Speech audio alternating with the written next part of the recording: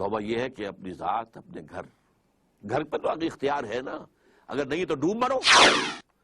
اگر اپنے گھر پر بھی اجی عورتیں نہیں مانتی ہیں تو تم مر جاؤ.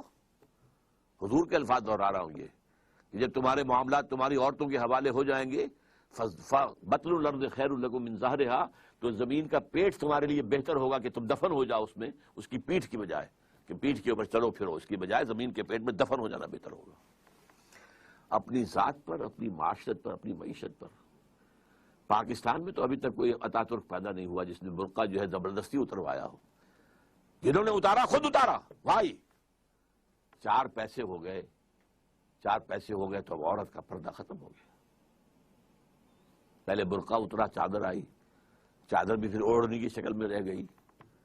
اب جو ہے قمیضیں بھی جو ہے ٹائٹ. اب تو جو کچھ ہے میں اس میں کیا بیان کروں آپ سے. کیا اس لیے پاکستان بنایا تھا؟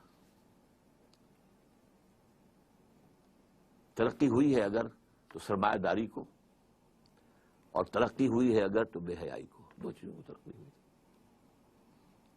This is all that we have got. تو یہ تلخ حقیقت ہے. توبہ افراد کریں جو توبہ کر لیں، صحیح معنی میں توبہ، کہ اپنی زندگی سے غیر اسلامی کام فارغ کر لیں. اپنے گھروں میں جا کر شرعی پردہ نافذ کرو. نہیں کرتے تو تمہارا اسلام کے ساتھ کوئی تعلق نہیں. یہ شریعت کس لیے دی گئی تھی؟ یہ سورہ نور کے اندر اتنے احکام آئے ہیں، سورہ احزاب کے اندر اتنے احکام آئے، کس لیے ہیں؟ تلاوت کرو اور ثواب لے لو. اللہ اللہ خیر صلی اللہ. یہ بینک سے سارا معاملہ کر کے اب کاروبار چلا رہے ہیں، اپنا بڑھا رہے ہیں. کیا حرام نہیں ہے؟ ہمارے رگو پے کے اندر حرام شرائط کیے ہوئے. تو پہلی بات کیا ہوگی؟ توبہ.